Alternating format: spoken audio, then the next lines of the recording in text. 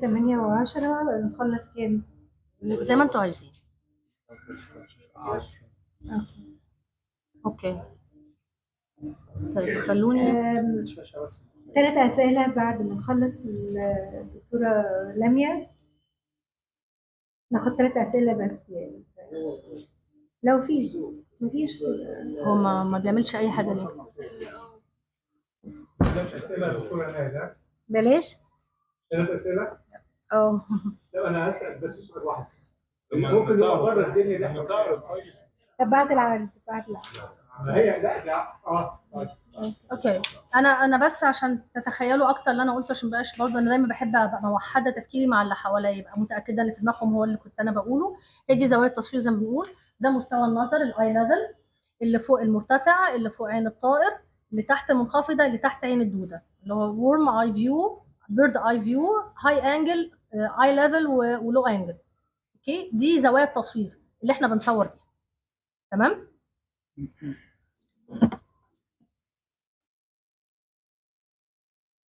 يعني اوكي انا بس كنت عايزه اوريكم في زوايا التصوير حاجه تانية عشان تتخيلوا اللي احنا كنا بنقوله. نفس الشخص لو متصور من لو انجل، بصوا وشه ضخم ازاي، بصوا لما يتصور من هاي انجل قل ازاي، والاي ليفل اداله ان كل زاويه بتدي حجم مختلف للشخص اللي انت بتصوره.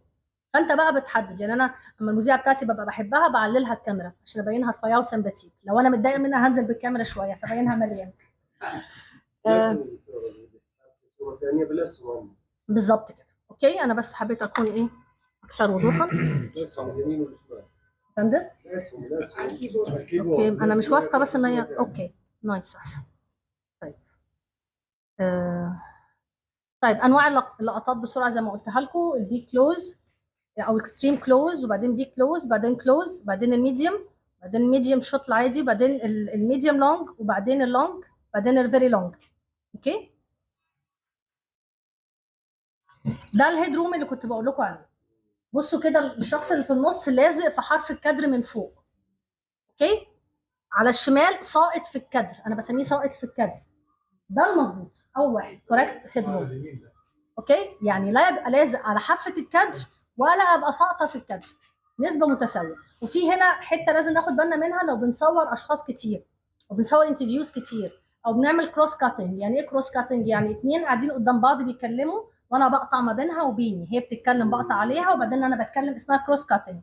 وانا بعمل الكروس كاتنج ده لو الهيد روم بتاعها غير الهيد روم بتاعي، اللي بيتفرج هيحس ان احنا بننط في الكادر. اتفضل. لكن الكلوز كاتنج ده محدد يعني كده. الايه؟ كروس كاتنج انت بتقطع ما بين حاجتين او شخصين. حوار مثلا، برنامج حواري مثلا. محبب طبعا ده احنا طول الوقت بنستخدمه. ايه اللي يمنع يعني؟ في التسجيلي ممكن تعمله. ما انت ممكن مثلا سي عندك قضيه بتاخد اراء الناس فيها، ان في نوع من انواع الوثائقيات او التسجيلي اللي هو التحقيق. لا انا ملاحظ حاليا في البرامج يعملوا كلوز على اثناء الكلوز.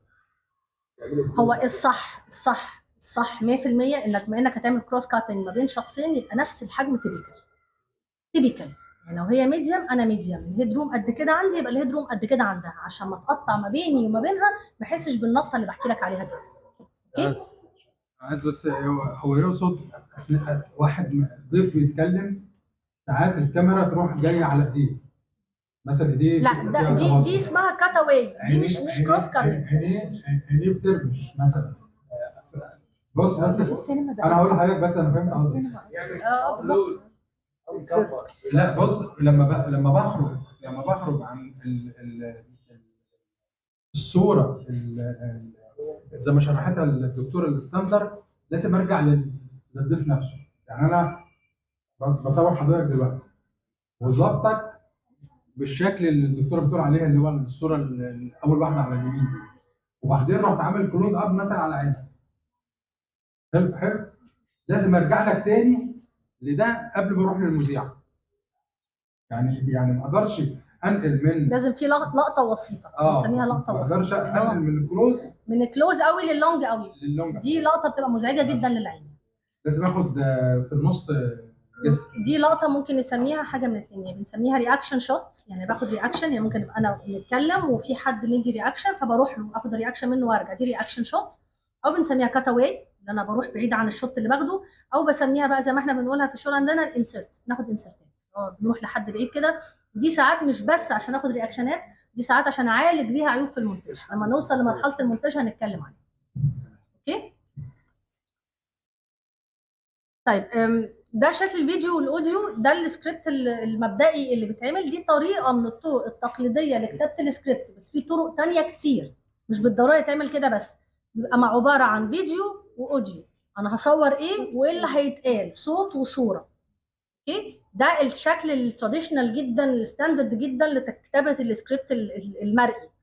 اوكي يا فندم، فيديو واوديو تمام. ده مش الروائي، ده ينفع في التسجيلي والبرامجي، لكن مش الروائي. لكن ده بنعمله فيديو اوديو على اساس ان في حد هصوره والحد ده هيقول ايه.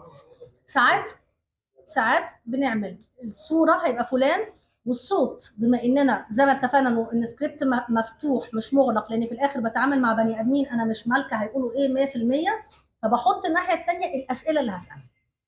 يعني بقول الشوت ده انا مع الاستاذ، في الاوديو الاسئله اللي هتتسال، لان انا ما اعرفش اجاباته لسه، او عارفاها بس مش عارفه بشكل محدد قوي هو يقول ايه في اللحظه دي وانا بسجل.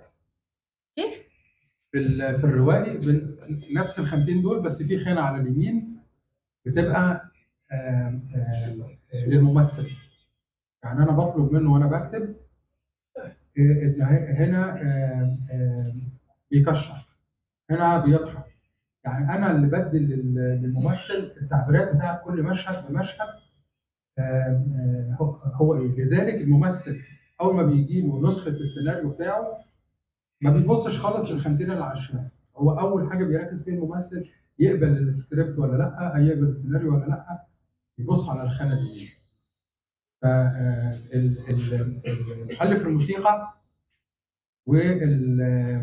بتاع المناظر والكلام ده كله يبص على الخانه الشمال. عشان كده لا، كل واحد بيبص على الحته بتاعته. عشان كده الجزء اللي كانت بتقول عليه الدكتوره لمياء اللي هو التفريغ بتاع السيناريو، ان بيتم تفريغ السيناريو كله علشان نختصر اوقات التصوير، ان كل المشاهد اللي بتتصور في مكان واحد تتصور في مكان واحد من خلال تفريغ السيناريو الكبير.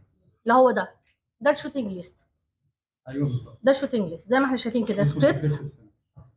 السكريبت اول واحد زي ما حكيت لكم المره اللي فاتت، ممكن يبقى المشهد رقم 1 وبعدين رقم 6 وبعدين رقم 9 وبعدين رقم 2 وبعدين رقم 3. ده ترتيبه في السيناريو اللي مكتوب لي، بس انا بجمعه باللوكيشن. المكان ده هيتصور فيه المشهد الاول والثالث والعاشر والعشرين والفينال مثلا، لكن هاخده كله في نفس الوقت. بقى 1 6 بقى 2 9 بقى 3.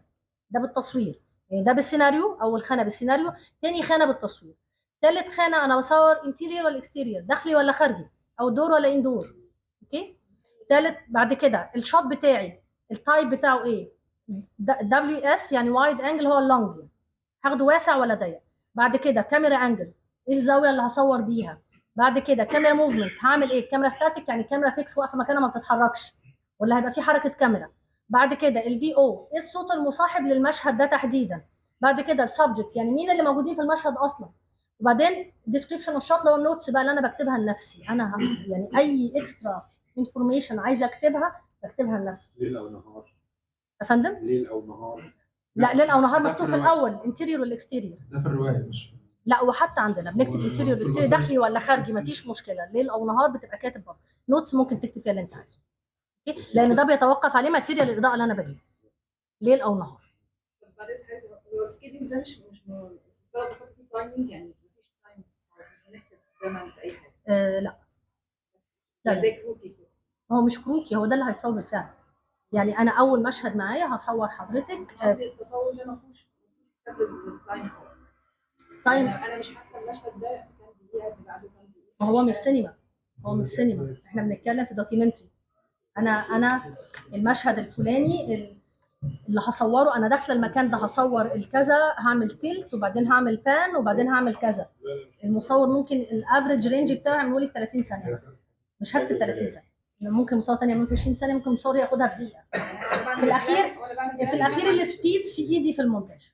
تمام، بس وانا بعمل البلاننج ده مع لا. مش مزاج. التايم في الانترفيوز زي ما قلت لكم، انا شخصيا واحده من الناس بتحب لما تيجي تسجل انترفيوز في الدوكيومنتري ببقى محدده، ما بسيبش الضيف على مزاجه قوي، ببقى محدده له المحاور.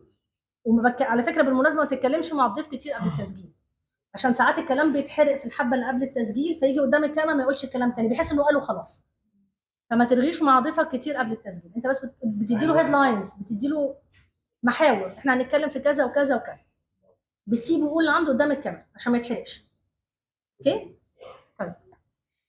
ده في ده اللي هو سواء صوت طبيعي او صوت مؤثر او صوت الصوت المصاحب للشوت ده، لو في المكان هيبقى مكتوب اللي هيتقال، لو بره هيبقى هكتب ميوزك، هكتب ميكساج مع في او ناريشن هجيبه بعد كده، بس في اكيد صوت مصاحب للمشهد. هو اختصار فويس اوفر، في او اختصار فويس اوفر. تمام. بنعمل شوتنج ليست، ما ينفعش نشتغل من غير شوتنج ليست، دايما بقولها للناس كلها، ما ينفعش نشتغل من غير شوتنج ليست، هنتوه في الطريق وهننسى، دماغنا مش كمبيوتر، هننسى حاجات كتير وهنرجع نعيط في المونتاج. بس انا عيطت كتير في المونتاج فانا عارفه انا بقول لكم ايه. بالظبط كده بالظبط كده، يعني عشان ما تعيطوش زينا في المونتاج لازم تبقى معاك شوتنج ليست. هيديك الفيلم، زود براحتك بس ضامن ان الفيلم في جيبك. تمام. ده كده حاجه كروكي عبيطه للستوري بورد، يعني عشان بقول لكم انا مش محتاجه ابقى فنان عشان اعمل ستوري بورد، انا بس بكتب ان الشوت ده كلوز اب اللي في النص مثلا، محتاجه اكتب الشوت ده ميديوم، محتاجه اكتب الشوت ده في شخصين هيبقوا واقفين وهيتاخدوا بالحركه الفلانيه، بالزاويه الفلانيه، بالعدسه الفلانيه، بالفلتر الفلاني، وهكذا. بصور الفيلم على الورق. تمام. اعتقد انه كده. ادي ستوري بورد تاني، اللقطه وصفها داخلي خارجي نهار ليل، اسم اللوكيشن هو اللقطه رقم مشهد، وبرسم جوه اللي انا عايزاه بكل التفاصيل اللي انا عايزاها. ده بره السكريبت. لا ده السكريبت اللي بيكتبه لي السكريبت رايتر او السيناريست او ايا مكان اللي هيكتب لي، دي حاجتي انا اخراجيا، ده اللي انا بعمله، ده تنفيذ بقى خلاص، ده اللي انا باخده بعد كده انزل اصور بيه. ده شرح السكريبت بالظبط. ده المعادل البصري للسكريبت. كل شوت مكتوب في السكريبت ليه معادل بصري، اكيد في حد في صوره هتطلع، ما انت مش راديو ولا مقال، انت صوره، فانت لازم تترجم كل حاجه لصوره. دي ترجمتنا احنا بقى تكنيكالي للصور اللي احنا بنصورها. اوكي. لغايه هنا احنا خلصنا مرحله التحضير، بعدين بقى ان شاء الله المحاضره الجايه نتكلم على التصوير نفسه، وقت التصوير الفعلي احنا بنعمل ايه، لان وقت التصوير الفعلي برضو في قبل التصوير واثناء التصوير وبعد التصوير مباشره، يعني برضو نفس مرحله التصوير بنقسمها، منها فيها جواها كده شويه حاجات. اتفضلي. دكتوره لميا خلصت كده، عايزين 3 اسئله ومش هنجاوب الا لما نخلص ال3 اسئله نجاوب مره واحده.